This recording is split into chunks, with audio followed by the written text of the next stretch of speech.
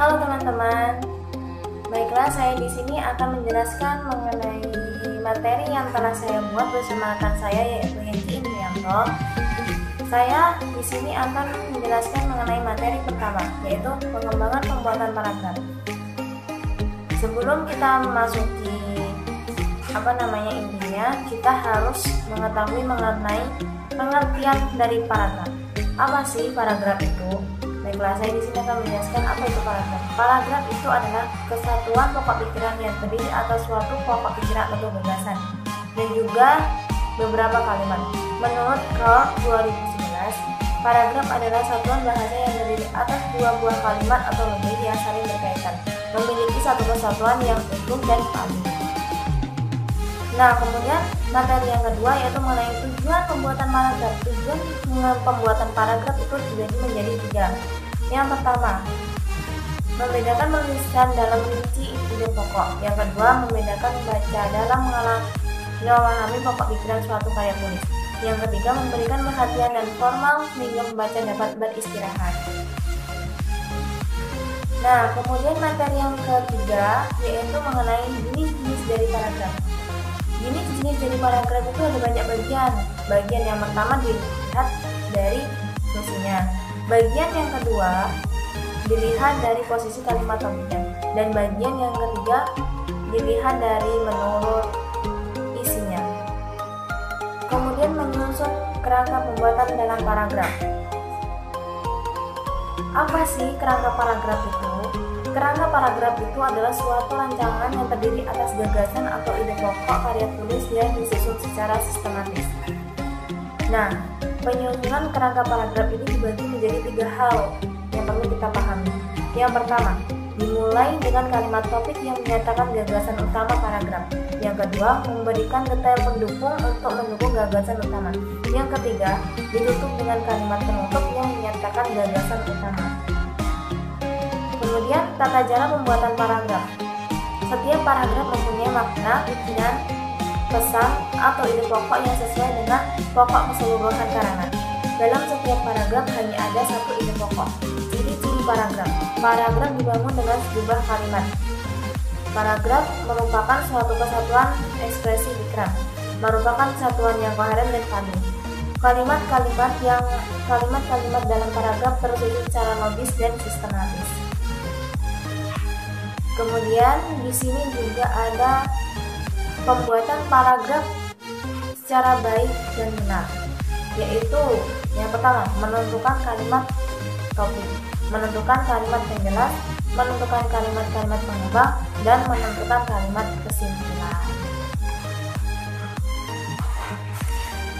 Baiklah, mungkin hanya itu saja yang dapat saya sampaikan. Materi yang kedua akan disampaikan oleh rekan saya yaitu Indrianto. Terima kasih. Baiklah, di sini saya akan melanjutkan materi yang kedua yaitu wacana. Apakah itu wacana? Wacana yaitu komunikasi buah pikiran, baik lisan maupun tulisan yang resmi dan teratur. Wacana dapat juga diartikan sebuah tulisan yang teratur menurut urut-urutan yang semestinya atau logis. Dalam wacana, setiap unsurnya harus memiliki kesatuan atau kepaduan. Wacana ialah satuan bahasa yang terlengkap dan tertinggi atau terbesar di atas kalimat atau klausa dengan kohesi tinggi, yang berkesinambungan, yang mempunyai awal dan akhir nyata, disampaikan secara lisan atau tertulis. Terus yang kedua, ciri-ciri wacana seperti yang ada tertera di atas. Yang pertama, berenggan lain dan isi dengan isi yang lain. Terus yang kedua, mempunyai kohesi, kesepaduan, ketepatan seluruh isi-isi yang dikemukakan, fokus kepada tajuk yang diketengahkan. Terus yang ketiga, mempunyai tujuan bagi menentukan jenis wacana, penggunaan ayat. Terus yang keempat, diterima khalayak atau audiens, penerimaan tinggi jika pembaca atau pendengar memahami sepenuhnya wacana itu. yaitu dengan mempunyai tujuan yang sama.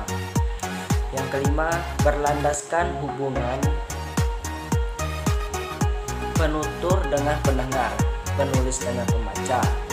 Yang keenam, mempunyai andaian dan inference. Inference memberikan maklumat baru kepada andaian. Terus yang terakhir, mempunyai gaya bersahaja atau tidak bersahaja, resmi atau tidak resmi. Terus materi yang selanjutnya yakni jenis-jenis wacana. Jenis-jenis wacana menurut Praptomo Barjadi, wacana dapat diklasifikasikan menjadi berbagai jenis menurut dasar pengklasifikasiannya. Misalnya berdasarkan bahasanya, media yang dipakai untuk mengungkapkan bentuk serta cara dan tujuan pemaparannya. Yang pertama itu ada bahasa yang dipakai sebagai sarana untuk mengungkapkannya. Terus yang kedua ada berdasarkan media yang digunakannya.